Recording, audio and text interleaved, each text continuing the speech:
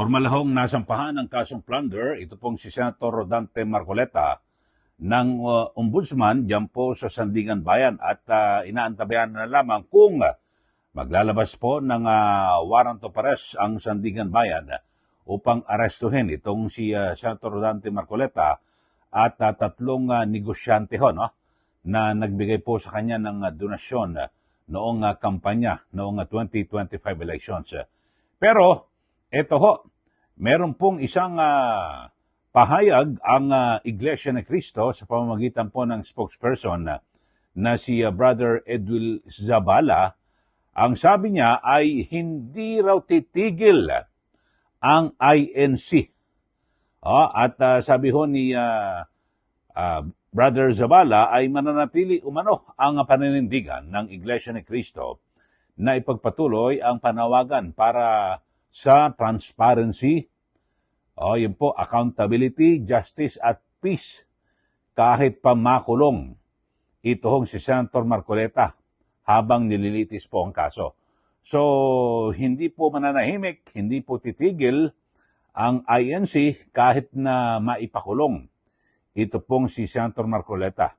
At iginit din po ng INC na itinuturing nilang isang injustice at ang selective justice na ipinaiiral po ngayon ng Ombudsman.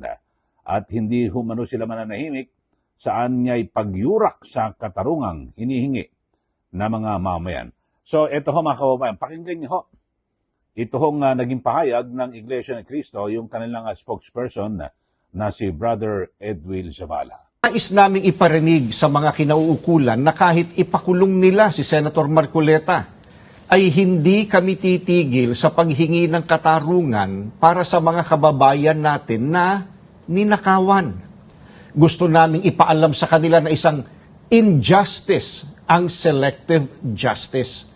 At hindi kami mananahimik sa harap nitong napakalaking pagyurak sa katarungan na hinihingi ng ating mga kababayan. Yan po ang tinig at pahayag ni Brother Edwil Zabala, ang spokesperson ng Iglesia ni Cristo. Ito'y matapos nga ho na formal na magsampa ang Office of the Ombudsman ng kasong plunder laban po kay Senator Marcoleta kaugnay ng sinasabing hindi idiniktarang 75 million pesos na campaign donation. At samantala, siyempre nanatiling may presumption of innocence ang senador habang dinidinig ang kaso diyan po sa Sandigan Bayan. So yan po mga kababayan ang pinakahuli na pahayag ng INC matapos mo nilang, winakasan yung 3 araw na kilos protesta, 2 araw dyan po sa EDSA, tapos yung 3 araw sa Liwasang Bonifacio. Pero ngayon ho mga kababayan ay marami ho, no, at patuloy na kumakalat na ho ngayon yung binabanggit na selective justice ni Ombudsman Boying Rimulya. At ngayon muling nananariwa ho mga kababayan yung ginawa niya sa anak niya, di po ba?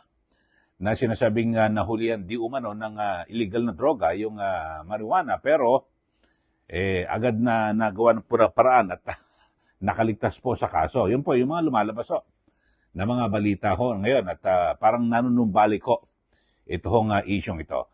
Pero ang sinasabi ho talagang pilit na pilit ito hong kasong plunder. At tayo nga rito kay PDP Laban Deputy Spokesperson Attorney Ferdy Topacio, isang magaling na abogado rin po ito, ang isinampang plunder case laban po kay Senator Marcoleta ay questionable ho.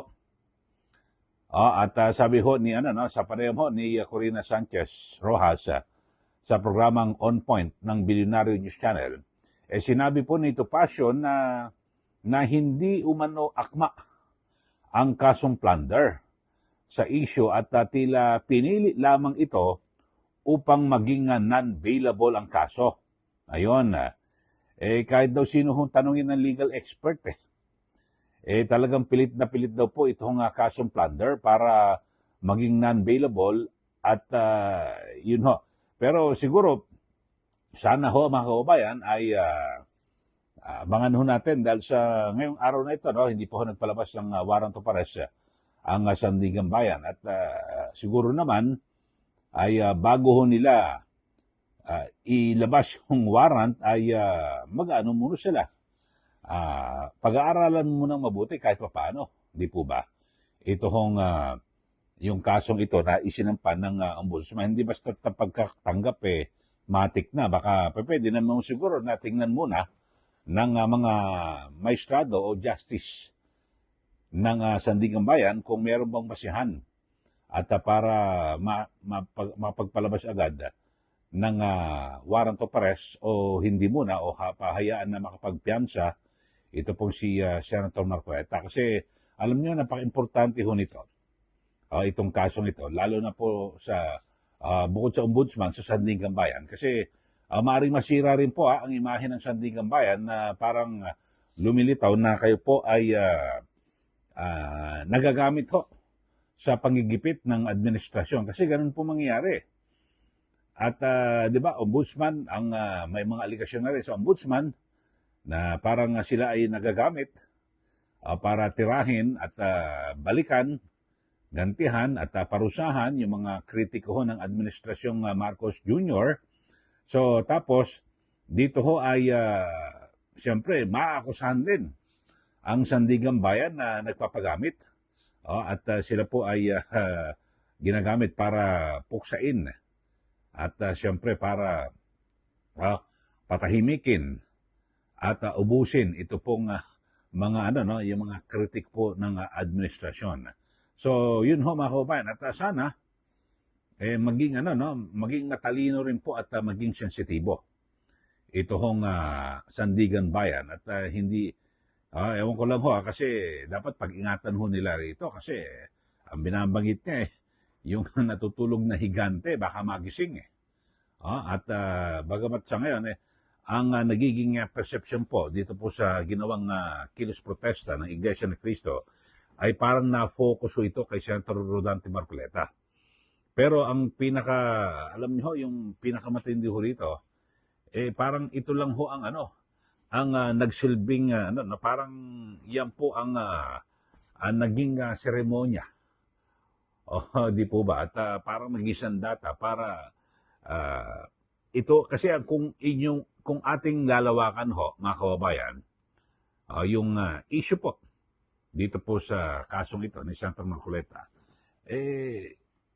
talaga namang ang dami na ho. April ho, nagsabi na ho si Ombudsman Boyeng Remulla na sabi niya ay kakasuhan, ilalabas na raw po yung kanilang resulta ng investigasyon at kakasuhan na raw po ito pong si dating House Speaker Martin Romualdez at gayon din po itong si dating Senate President Chis Escudero, pero hindi po nangyari, hindi po ba?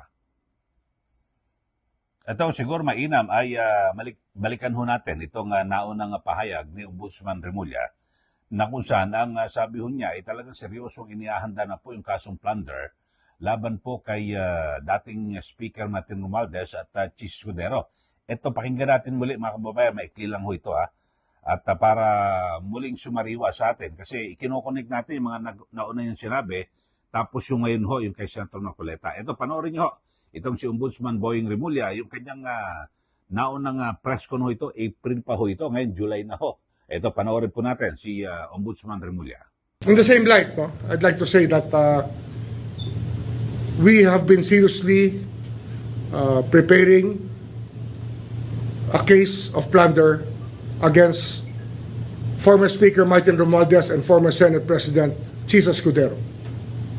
Plunder ang aming hinahandang kaso para sa kanila. Sir, Related on record, sir. And as a conspiracy, with the element of conspiracy involved in the preparation of the complaint. How soon po itong Well, within the month of May, we're just tying up many things that have to be there for us to make a case out of it. Pero the Senate President, the former Senate President, and the former Speaker will be subjected to a case of plunder very soon. Flood control case, flood control related po ito, sir? Ito. Flood control related in so many ways, yes. Yan po, napakinggan nyo mga kababayan. Kakasuhan na raw po ng plunder itong si Speaker Romualdez at dating Senate President Chis Escudero. Pero hanggang ngayon, Hulyo na kasi kung ating titingnan ho mga kababayan, talagang hindi natin maialis na talagang gano'n na ho ang na parang nagkaroon po ng kasunduan, di ba? Bagamat yan po yung pinabubulaanan mismo ng mga senador na meron pong kasunduan yung paglipat ni Senator Chis Escudero ng kabilang bakod. Di ba? Yung nandun ho ngayon sa mayorya na kaalyado po ng administrasyon. Yun ho, tapos sinundun ho niya ng Mayo 26 ay nagpa-press con din si Boying Rimulya. At na kung saan, ang binabanggit niya naman, ito kailan ba to? Yan May 26 to. Yan. May 26, hinog na. Hinog na raw po yung kaso ni Senator Joel Villanueva, May 26 yan. June 7 din, lumipat na ho. Ngayon, tapos biglang binabanggit ho. Hindi, bumalik ulit sa preliminary investigation dahil sa hindi raw po nila tinanggap yung kaso na inirekomenda po ng Department of Justice. Ako nagtataka lang ako Ang alam ko hindi dadaan Hindi dapat dumaan yung kaso ni Senator Joel Villanueva sa Department of Justice kasi official siya ng gobyerno Senador, ang sa DOJ lang humakabayan, yung mga sibilyan, yung mga private citizen, particular ba, tulad yung mga kontraktor, mga kababayan. Pero pag official ng gobyerno, ombudsman ewan ko na baka nalito na po ito si Ombudsman Rimulya. Ang sabi nila, sila nag-iimbestiga. Di po ba? So nagkagulo-gulo na nagkasala sa labat na mga kababayan. Pero dito importante kasi ako binabanggit ko rito na talagang kung sa bagay, hindi naman natin maitatatwa na ito pong si Ombudsman Rimulya. Yung background niya talaga, iba, politiko ito At bukod sa pagiging politiko, yung relasyon po ng mga Rimulya dito po sa mga Marcos, talagang noon na ho po yan, sa mga tatay pa. Sa matandang Rimulya, yung ama ni na Boying Rimulya, John Vic, di ba? Si Governor Juanito. So, talagang yung sa matandang Marcos talagang iba yan. So, ngayon, talagang magkadikit pa rin mga kababayan. So, yun po magiging perception na talagang kung ngayon napakalakas ng Rimulya Brothers dito po sa Marcos Jr. Administration. Kaya naman, sa mga ganyan, di ba, kung inyo po matatandaan, yung mga perception din na parang ipinilit talaga na ito pong si Boying Rimulya ang maging ombudsman at sa kabila ng napakarami ng mga teknikalidad at pwedeng hindi siya makalusot pero nagawan po ng paraan. So, yun mga kababayan. At pero ako naman bilang isang mamamayan na nais natin na talagang dito po sa ating bansa ay umiiral yung tunay na hustisya para po sa lahat ng mga Pilipino. Ako, ang kinakatakot ko sana wag naman madamay din yung Sandigan Bayan. Yung Sandigan Bayan po sana ay wag ho kayo magpagamit. Tiyakin nyo mabuti na kung yung isinampang kasong plunder ng ombudsman, talagang tama ho ba ito? Maganda sa umpisa pala. Deadballin nyo na mga kababayan, di po ba, sa Sandigan Bayan, para wag na lumala. Kasi maaring ito ang maging mitya pa rin ng mas malalang pagkakawatak-watak po ng mga Pilipino. Sa ngayon wala, divided talaga ang mga Pilipino. Kasi siyempre, yung mga taga-suporta ng mga Duterte, talagang solid daw yan, di mo na mababago Kahit anong paliwanag mo yan, mga kababayan, wala na hindi na papakinggan. Sa kabilang banda naman, yung mga loyalista ng mga Marcos at yung mga kakamping at dilawan, sumanib na rin doon, talagang hindi mo na rin mababago yung kanilang kapasyahan at posisyon sa isyu po ng politika. Kaya ang masabi natin, talagang grabe ang pagkakawatak-watak ng mga Pilipino sa kasalukuyan dahil lamang dito po sa politika. So, yun at siyempre kapag ganyan na hindi nagkakaroon po ng pagkakaisa ang mga Pilipino, saan tayo pupulutin? Hindi po ba? Mananatili na talagang mag-away-away pa rin hanggang sa sumapit po yung 2028 elections. Kasi doon, kapag may bagong halal na presidente, maring humupa na po yung tensyon at yung away ng mga Pilipino dito po sa issue po ng politika, di po ba? Kasi ganun ho yun eh. May bagong fresh mandate, may bagong mandato sa isang pangulo kasi yun po ang hinahanap po ngayon. Sa ngayon ay lahat sabihin hindi, yung mga makaduterte hindi sa 2028 sigurado. Sa kabilang banda naman, ang sinasabi, lahat po ng pamamaraan ay gagawin daw po ni Pangulong Marcos Jr. para wag hong makatakbo at manalo sa 2028 elections ito pong si VP Sara Duterte. So, ganyan naman po yung argumento na kung saan talagang lahat po ay gagawin. Lahat po ng pamamaraan para po wag matuloy. Dahil sa alam na raw po yung kasasapitan ni Pangulong Marcos Jr. kapag isang Duterte ang nanalo at sumunod na presidente, yari po silang lahat. So, ganun na po ang usapan mo ngayon, perception. Kayo ho, ano masasabi nyo ito? Issue natin pinag-usapan, yung INC, hindi raw po sila tatahimik kahit na ipakulong pa itong si Marcoleta. O, yun ho. Pero ako naman, sana ho, yung Sandigan Bayan, iparamdam nyo rin ho sa mga Pilipino na hindi ho kayo nagpapagamit. Di po ba? Dito po sa mga matinding away ng bawat kampo sa issue po ng politika sa ating bansa. Sige po, magbigay na po kayo ng comment dito po sa ating channel. Sa mga bago lang po, subscribe na po kayo at huwag niyo po kalimutan na i-like at i-share. Sundan niyo rin po yung aking Facebook page, Ka-Eli Saludar, at yung aking main account na Eli Saludar. Maraming salamat. Muli ito po si Ka-Eli. Magandang araw po sa ating lahat.